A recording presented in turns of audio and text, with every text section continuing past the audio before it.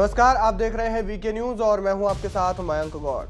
नवंबर के इसी महीने में म्यांमार में एयर स्ट्राइक हुई। भारत से सटे हुए राज्यों में खासकर ये एयर स्ट्राइक देखने को मिली, जिसमें बड़ी संख्या में म्यांमार के जो निवासी थे, म्यांमार के जो नागरिक थे, वो भारत आए। मिजोरम सीमा को उन्होंने पार किया और मिजोरम में वो दाखिल हो गए। इसमें एक संख्या म्यांमार के सैनिकों की भी थी। ऐसे में मिजोरम में हाई अलर्ट जारी कर दिया गया। मिजोरम में देखा गया कि स्थिति क्या है और उसको लेकर के भारतीय सेना और साथ ही साथ जो खुफिया एजेंसीज है वो सक्रिय हो गई। क्या कारण था इसका और इसके बाद से क्या कुछ म्यांमार में हुआ, और ये बताया जा रहा है कि भारत एक बड़े शरणार्थी संकट से आने वाले समय में जूझ सकता है।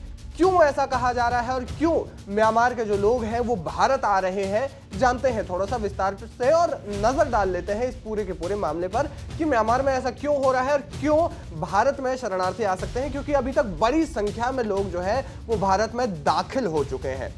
आपको जानकारी होगी कि मिजोरम में इस वक्त हालात बेहद खराब चल रहे हैं। दरअसल म्यांमार में 2021 में तख्ता पलट किया गया। जो वहां की तत्कालीन सरकार थी आंग सान सू की, जिसे कि म्यांमार की आयरन लेडी के नाम से भी जाना जाता है, लौ महिला के नाम से भी जाना जाता है।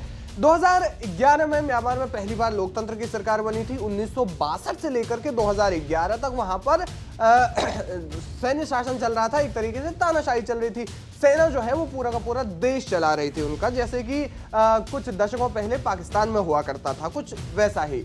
हालांकि वहां पर अभी भी होता है, लेकिन एक तौर पर वहां पर एक प्रधानमंत्री है जो लोकतंत्र की सरकार के बाद चुन करके आते हैं। लेकिन म्यांमार में ऐसा नहीं है। म्यांमार में सैन्य शासन है और 1962 से लेकर के, माफ कीजिएगा, 2011 तक वहां पर सैन्य शासन चलता हुआ आ रहा है।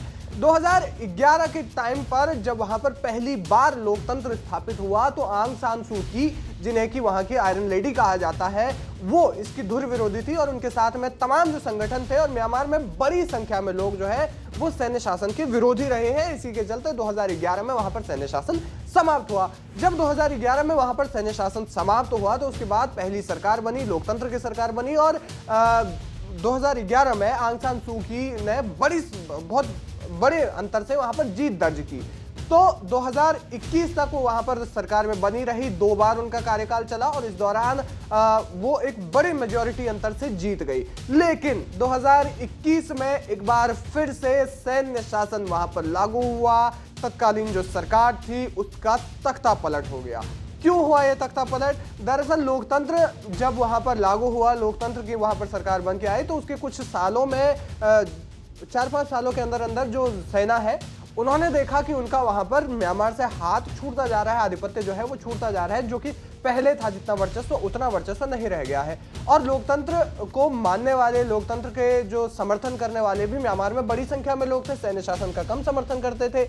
यही कारण था कि लोकतंत्र स्थापित होने के बाद म्यांमार ने थोड़ी बहुत तरक्की अपने जो बाकी के समय के हिसाब से हम देखें तो लोकतंत्र स्थापित होने के बाद उन्होंने वहां पर थोड़ी तरक्की बेहतर तरीके से हुई थी। इसके बाद जब सैन्य शासन वहां पर लागू हुआ तो उसके बाद एक बार फिर से 2021 में जब वहां पर तख्ता पलट किया गया आंग सान सू की सरकार का, तो वहां पर तख्ता पलट करने के बाद फिर से सैन्य शासन लागू हुआ और इसका विरोध होने लगा।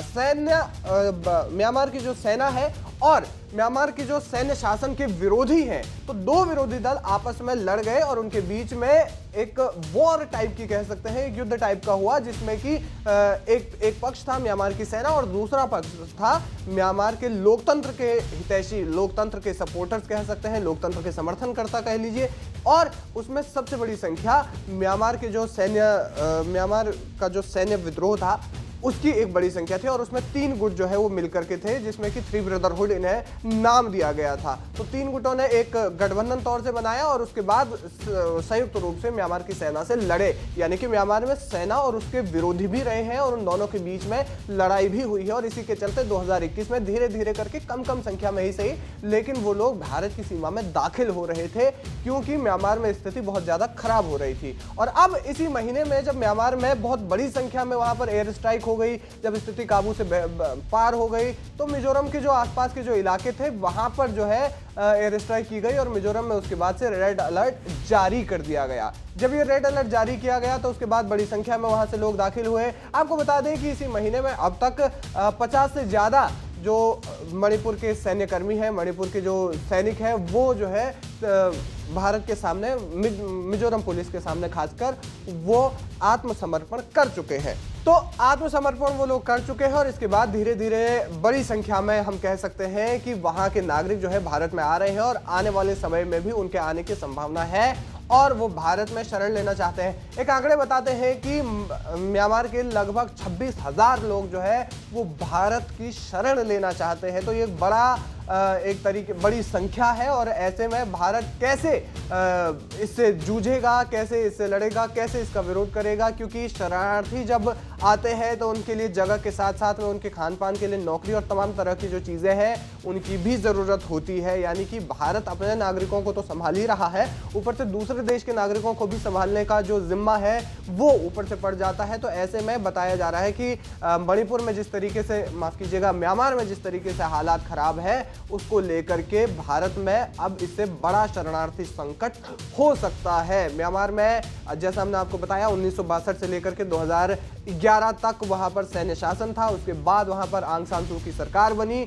और इसके बाद वहां पर जिस तरीके से लोकतंत्र की हत्या कर दी गई, एक तरीके से तख्ता पलट कर दिया गया और उसके बाद वापस से सैन्य शासन, सिर्फ इस वजह से कि उनका हाथ जो है, उनका आधिपत्य जो है म्यांमार से छूटता हुआ जा रहा था और इसी के चलते उन्होंने एक बार फिर से वहां पर सैन्य शासन लागू कर दिया गया है और इस वक्त म्यांमार की स्थिति बेहद खराब होती जा रही है। वहां के जो लोग हैं वो इससे प्रताड़ित हो रहे हैं क्योंकि देश तरक्की नहीं कर रहा है और ऐसे में म्यांमार के जो नागरिक हैं उन्हें समस्या हो रही है और वो भारत में शरण लेना चाहते हैं।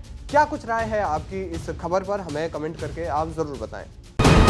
वीके न्यूज, राष्ट्र के नाम।